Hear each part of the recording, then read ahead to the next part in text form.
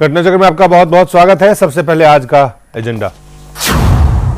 रालेगढ़ सिद्धि में जन लोकपाल के लिए अन्ना का अनशन, तो दिल्ली में जन लोकपाल के नाम पर चुनाव जीतने वाले केजरीवाल और आप ने मनाया जश्न। सुप्रीम कोर्ट का फैसला समलैंगिकता है अपराध, लेकिन सरकार ने कानून बनाने के दिए संकेत। लोकपाल, जन लोकपाल का हथियार बना करके अन्ना के आंदोलन को हथियार बना के चुनाव जीतने वाले आम आदमी पार्टी अरविंद केजरीवाल और उनके तमाम सहयोगी आज दिल्ली के जंतर मंतर पे जश्न मना रहे थे, धन्यवाद रैली कर रहे थे और बीजेपी और कांग्रेस के ऊपर हमला बोल रहे थे। उधर अन्ना हजारे रालेगांव सिद्धि में जन लोकपाल के लिए अनशन पे बैठ गए। एक तरफ अनशन तो दूसरी तरफ जश्न। क्या है इस जश्न के मायने और क्या इस जश्न के माध्यम से अरविंद केजरीवाल और उनके सहयोगी बताना चाहते हैं? सबसे पहले हम आपको बता दें, हमारे साथ हरिकेश बहादुर वरिष्ठ नेता है कांग्रेस पार्टी के, अवनी रॉय वरिष्ठ नेता है आरएसपी के, वरिष्ठ पत्रकार पुष्पवंत कुलश्रेष्ठ और भूपेंद्र दरमानी जी हमारे साथ हैं। सबसे पहले दादा आपसे जानना चाहेंगे, क्योंकि आपने राजनीति को बहुत दिनों से देखा है, देश की राजनीति को। ये जो है अन्ना के नाम पे, जन लोकपाल के नाम पे चुनाव जीत के आए और चुनाव जीतने के बाद इस वक्त एक तरफ अन्ना तो अभी भी जन लोकपाल के लिए अनशन कर रहे हैं और यहां पे ये जश्न मना रहे हैं। देखिए, जहां तक ये बात सही है कि अन्ना के साथ केजरीवाल भी थे और उस टाइम ये आंदोलन छेड़ा गया था और आंदोलन में दोनों थे और अनशन में भी भागीदारी थे जी। उसके बाद पार्टी बनी, आम आदमी पार्टी बनी, थोड़ा सा दोनों में अलग हुई थी। अन्ना अपना काम करते थे और केजरीवाल इधर काम कर रहे थे। दिल्ली की चुनाव में उन्होंने जीता। जीतने के बाद जनता के सामने उन्होंने खुलेआम जंतर मंतर जैसे जगह पर जश्न मना रहे, ये बात सही है कि लेकिन अन्ना अभी भी अपना जो मुद्दा था वो मुद्दा लेके बॉम्बे में अनशन में फिर दोबारा बैठे हैं ताकि मूवमेंट खत्म ना हो। हमारी जो मूवमेंट है और जन लोकपाल बिल की जो बात है, कहते कहते ये भी पार्लियामेंट में ये हुआ कि हम इसी सत्र में बिल लाएंगे, ये भी बात आई। चरित्र साफ सामने आ गया है कि किस चीज के लिए, कौन कॉज के लिए और कौन जो है सत्ता की लड़ाई के लिए और सियासत कर रहे हो। ये बात तो रही है। ये जो पर्दा था, पर्दा साफ साफ उठ के साफ असली चेहरा सामने आ गया है। आगे इससे पहले भी आ गया था जब उन्होंने पार्टी बनाई। उसके बाद आपको मालूम है कि अन्ना के साथ थोड़ा सा रिलेशन की भी हुई थी। और फिर ये भी बात है कि इन्होंने जीतने के बाद अन्ना ने जैसे भी हो इनको कांग्रेचुलेट किया और कहा कि हम भविष्य में सीएम भी हो सकता है। अब जो भी है, इन दोनों के अंदर पार्टी बनी और पार्टी जीती भी है और ये पार्टी कुछ दूसरों पार्टियों के लिए भी थोड़ा सा हराने की बात है कि कांग्रेस तो हारी गई।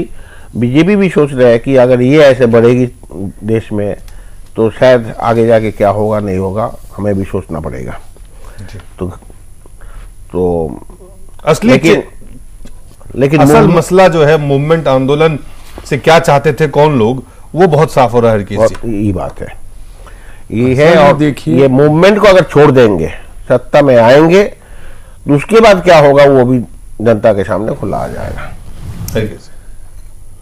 देखिए, एक तो एक जनरल प्रिंसिपल है, जहाँ तक मैं सोचता हूँ कि परिवर्तन हमेशा उत्थान के लिए होना चाहिए, पतन के लिए नहीं।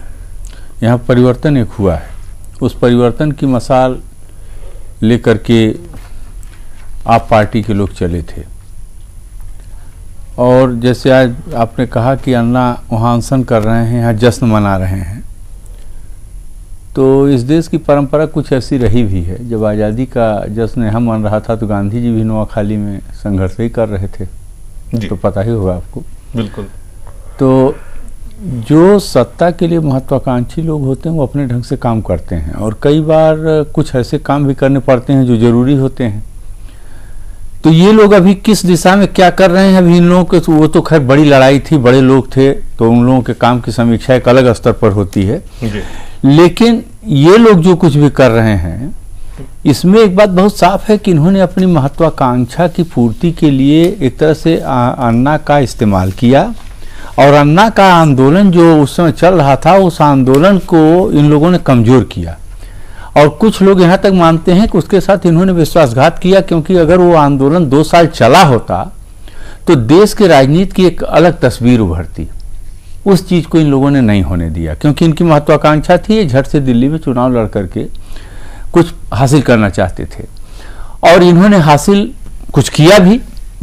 अब इस समय भी इन लोगों का दिमाग जो है काफी आगे है, समझते हैं पूरे देश में ऐसे हो जाएगा। तो अभी ऐसा है ना कि जब तक ऊंट पहाड़ के नीचे नहीं आता उसको अपनी ऊंचाई की बहुत गलतफहमी होती है, उस गलतफहमी का शिकार हम। ऐसे लोग काम किए हैं, मेहनत किए हैं, उसको पूरी तरह से नजरअंदाज न तो कर सकते हैं, ना हम उसकी आलोचना करते हैं। लेकिन आज एक बात इनका देखिए जो हमको सबसे ज्यादा पिंच कर रहा है, ये इनको 28 सीटें मिली हैं, 36 सीट में है सरकार बनेगी, 8 सीट कांग्रेस पार्टी को मिली है। कांग्रेस अनकंडीशनल इनको सपोर्ट देने के लिए तैयार हो गई है जी।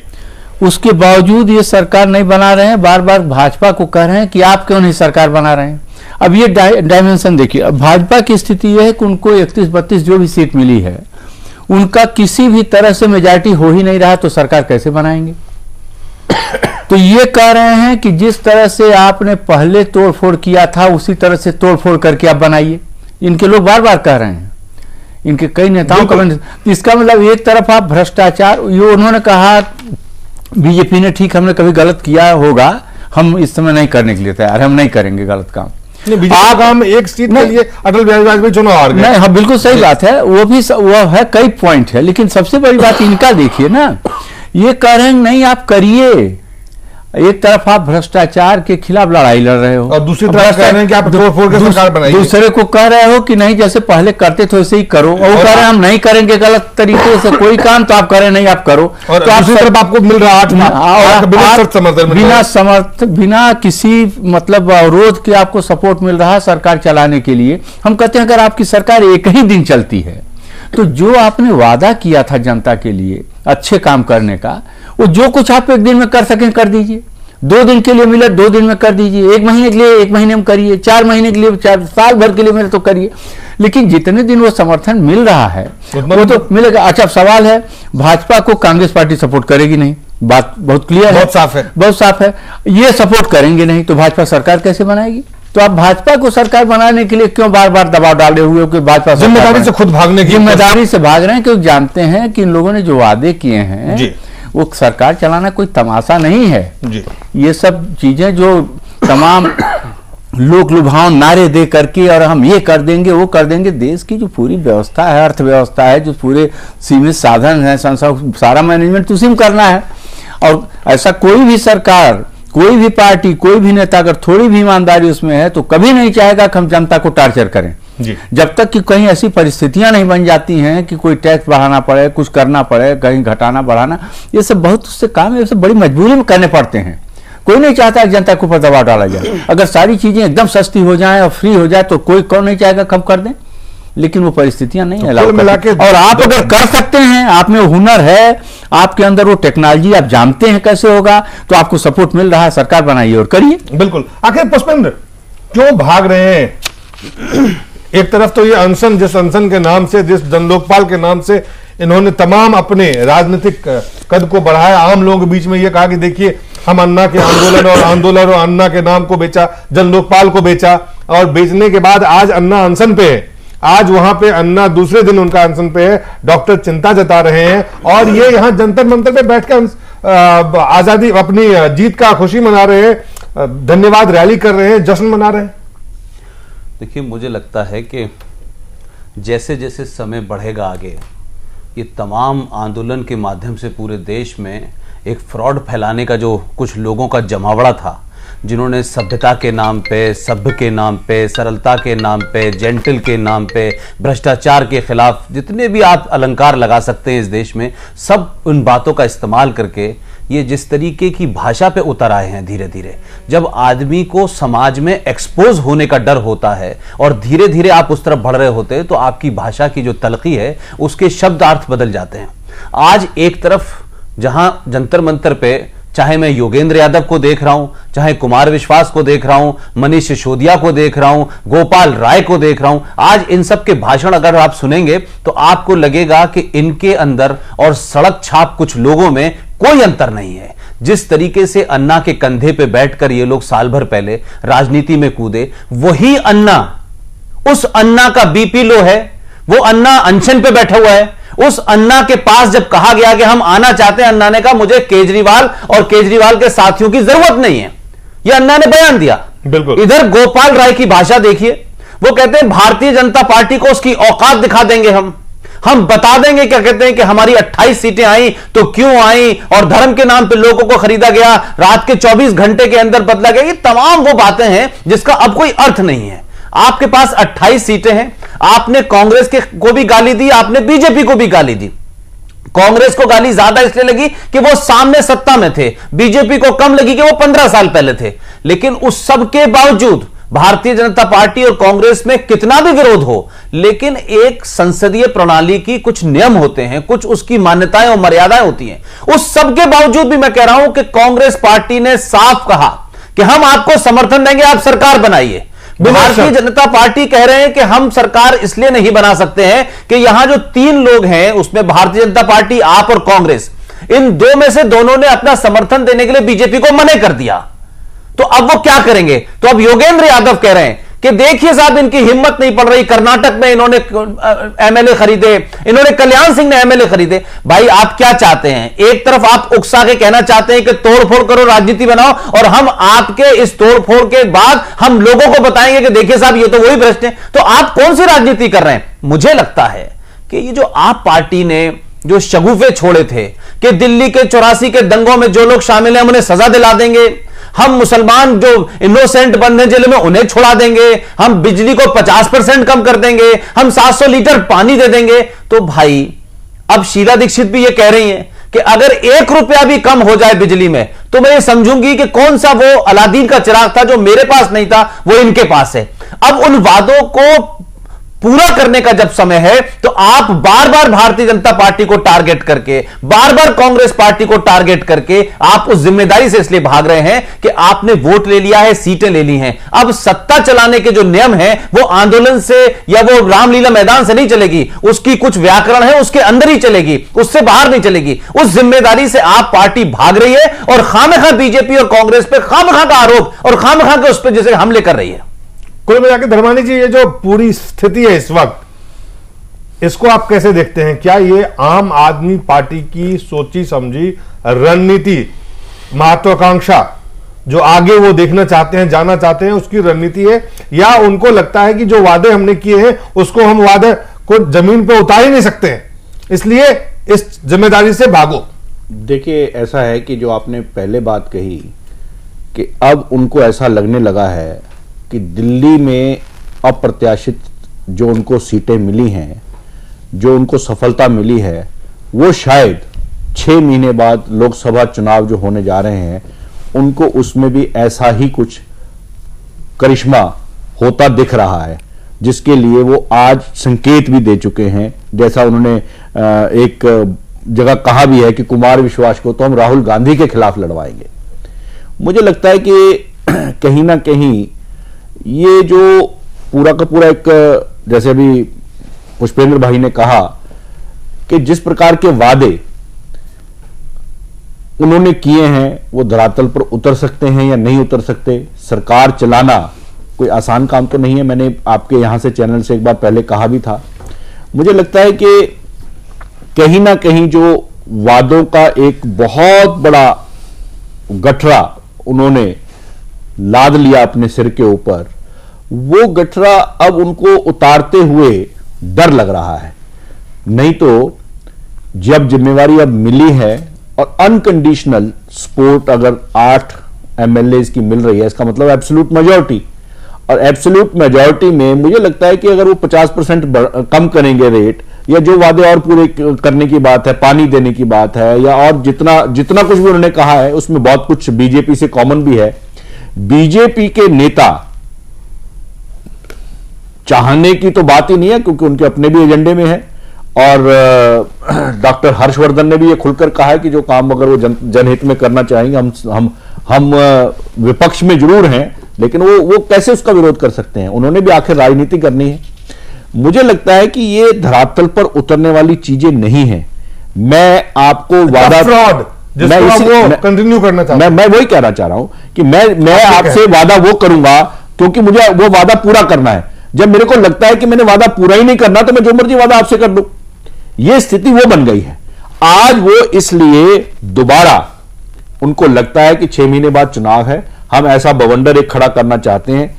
और जो स्थिति उन्होंने जन आंदोलन की, अन्ना के आंदोलन की अन्ना के आज के बयान उस तलखी में बोले गए हैं जो झलकाते हैं कि अन्ना किस तरह अंदर से व्यथित हैं इनकी कार्य प्रणाली। आप देखिए गोपाल, मुझे लगता है अन्ना से अनशन छोड़ने की अपील कर रहे हैं। मुझे आप अनशन मत करिए। एक मिनट और मैं बताऊं, उसी अनशन पे जिससे ये पैदा हुए हैं, उसी अनशन से पैदा हुए हैं इन्होंने अन्ना को मरवाने के लिए इन्होंने सबने, किसी ने मने नहीं किया अन्ना से कि 12 दिन के बाद अनशन तोड़ दें। ये सब अन्ना को मरवाना चाहते थे और उसी के कोख से पैदा होने के बाद आज कहते हैं अन्ना को अनशन छोड़ देना चाहिए। एक मिनट मेरा ये कहना है, आप देखिए, मुझे ये इस देश में बड़ा विचित्र सा लगता है कि जनता पार्टी का उदय हुआ जयप्रकाश के आंदोलन से, उन्होंने जयप्रकाश को भूल गए। गांधी जी के आंदोलन से आजादी चलाया मोरारजी देसाई ने जाके, वो सरकार गिर गई, सरकार पूरी नहीं चली लेकिन सरकार चलाया मोरारजी देसाई। लेकिन आप एक बात मानिए ना, सरकार 2 साल जिस प्रकार इसको अच्छी सरकार ने दिया, नहीं जिस प्रकार जेपी चाहते थे उस प्रकार का नहीं चला। ये मैं कुछ और कहना चाह रहा हूं, मैं कहीं और आ रहा हूं। मेरा यह कहना है कि उनको यह लगता है कि जिस प्रकार का माहौल, जिस प्रकार का आंदोलन का उन्होंने उपयोग किया, उसी को उपयोग करके इस देश की व्यवस्था के अंदर एक अविश्वास पर जो है जनता के अंदर पैदा करने का जो प्रक्रिया उन्होंने शुरू की है, उसको वो केंद्र में लाना चाहते हैं। ऐसी स्थिति बनाने की कोशिश है। बट वो एक्सपोज दादा, ये पूरी जो कथा है, आपको लगता है कि आम लोगों को समझ में नहीं आ रही होगी? अब देखिए आम लोग हैं अभी भी इस तरह से, मैं दिल्ली क्योंकि जब कांग्रेस पार्टी कह रही है बिना शर्त आपको 8 सीटों का समर्थन दे रहे हैं, आप सरकार बना सकते हैं, कांग्रेस पार्टी और बीजेपी का किसी तरह का तालमेल, किसी तरह का गठबंधन, किसी तरह का सहयोग सियासी स्तर पर नहीं हो सकता है, यह तय है। और जब 8 सीट बिना शर्त कांग्रेस पार्टी दे रही है, तो कुल मिलाकर के आप क्यों, आखिर कुछ तो कारण होगा कि आप सरकार नहीं बनाना चाहते। आप कांग्रेस पे हमला करें ठीक है, आप बीजेपी पे हमला करें ठीक है, लेकिन जनता से जो आपने वादे किए उसको पूरा करने का आपको समर्थन मिल रहा है। ऐसा है कि आंदोलन जो चल रहा था उस टाइम में, आपको ख्याल है कि आंदोलन को भी इन्होंने ज्यादा दिन तक चलने नहीं दी। जिस ढंग से चल रही थी और अन्ना ने जिस ढंग से अनशन की कहा था कि हम आमरण अनशन करेंगे, लेकिन उनको उन्होंने रोक डाली और फिर अपने फायदा के लिए बना ली कुछ। जी अभी दिल्ली में उन्होंने आशा नहीं की थी कि ऐसी जगह पर वो पहुंच जाएंगे कि सरकार बनाने की जगह। अब घटना चक्र में वहां आगे पहुंच गए। अब वो सोच रहे कि हमने तो इलाका वाइज वो एजेंडा बनाई और उसमें से ये घोषणा किया, इसमें से ये घोषणा किया, तो सरकार में बैठ जाएंगे तो हम फंस जाएंगे। अगर हम फंस जाएंगे फिर हम आगे चुनाव कैसे लड़ेंगे, कोई चुनाव कैसे लड़ेंगे और क्या होगा, सभी बोलेंगे भाई एक जैसी है। तो इसी कारण के लिए वो अभी डर गए। और कुछ जो है, जो बात है कि वो तो कुछ हमेशा पहुंच जाते हैं कभी भी। गोपाल राय को हम जानते हैं, वो तीसरी आज़ादी के नाम से पहले एक मंच खुली थी, उसके बाद जाके फिर यहाँ जाके घुस गए। और अभी उनके मन में ये धारणा बिल्कुल साफ है कि 6 महीने के बाद जब चुनाव होगा शायद हमारे दिल्ली में एक कुछ नहीं होगा। क्यों ना, 6 महीने के अंदर हम कुछ दे नहीं पाएंगे जनता को, जनता बिगड़ जाएगी। और जिस जनता ने उनके साथ आया, यंग लड़का, जिस कारण से, जिस व्यक्ति के कारण से आया, जिस 76 साल के अन्ना के कारण ये पूरे आंदोलन को लोगों उनके साथ खड़े हुए, उनकी ईमानदारी के साथ खड़े हुए, उस अन्ना को ये कह रहे हैं कि आप आंदोलन छोड़ दें। वही मेरा कहना है कि पहले के आंदोलन भी इन्होंने इस ढंग से तोड़ा है जी। अब दूसरी बार जब सत्ता में आने की जगह है और उस टाइम फिर अन्ना ने बैठ गया, वो उसको लेके जन लोकपाल करके अभी भी उनको हटाने कह रहे हैं कि नहीं तो विभेद पैदा होगा जी। और जो बात आ रही है कि सही मैं बता रहा हूं, असल में ये आप बनाने के बाद और इतनी सी जैसे भी हो बहुत सारे मत मिलने के बाद जी अब वो सोच रहे हैं कि हम क्या करें।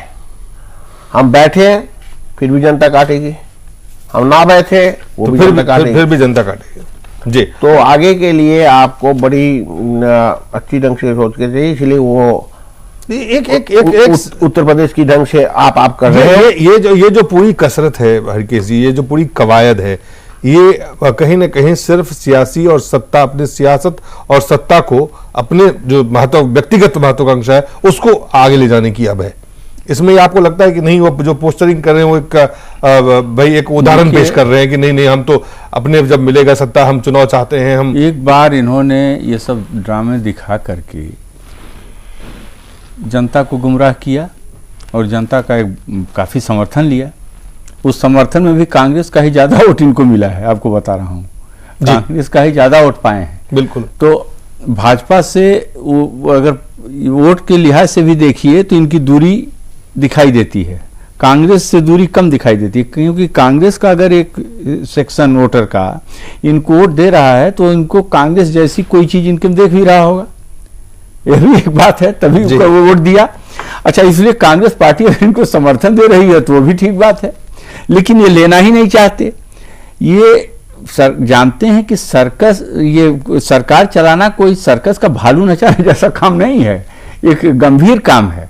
और इंडियन पॉलिटिकल सर्कस में विचित्र प्रकार के जंतुओं का एक जमावड़ा जो हो रहा है इस पार्टी के माध्यम से, वो उस जमावड़े से कोई व्यवस्था बहुत बड़ी परिवर्तित नहीं हो पाएगी। ये और एक ही बात नहीं, वही मैंने कहा ना कि परिवर्तन जब हो तो उत्थान के लिए हो, पतन के लिए नहीं होना चाहिए। अब्राहम लिंकन ने एक बात कही थी, वो बड़ा रिलेवेंट है, you can fool all the people some of the times, some of the people all the times, but not all the people all the times। तो ये एक बार लोगों को कहीं कहीं गुमराह करके आ गए हैं, अब ये सोच रहे हैं कि आगे पूरे देश को गुमराह कर दें। अभी लोकसभा बहुत बड़ी चीज, मैंने कहा ना, ऊंट जब पहाड़ के नीचे आता है तब उसे पता चलता है। अभी लोकसभा का इलेक्शन होने वाला है 4 महीने में, और उस समय सारी चीजें सामने आ जाएंगी, आप देखेंगे। आज जो इनको जिम्मेदारी मिली थी, गोल्डन अपॉर्चुनिटी थी इनको, कि अगर ये जो कुछ कहे थे उसका अगर 10% 15% एक भी कर देते तो 3 महीनों में ये कह सकते थे कि देखिए हमको पूरा आपने बहुमत नहीं दिया, एक दूसरे के बल पर हमने काम दिया, और अगर हमको पूरा बहुमत मिलेगा तो हम बहुत कुछ कर सकते हैं, इससे इनकी इमेज बनती। लेकिन वो करना नहीं चाह रहे हैं, ये भाग रहे हैं जिम्मेदारी लेने से। ये पलायनवादी लोगों का एक बड़ा भारी जमावड़ा है। बिल्कुल सुनहरा अवसर और परिवर्तन करने का जो अवसर था, दोनों को आखिर क्यों अरविंद केजरीवाल और उनके जो सहयोगी हैं उनको क्यों नहीं करना चाहते हैं? एक छोटे से ब्रेक के बाद जानेंगे।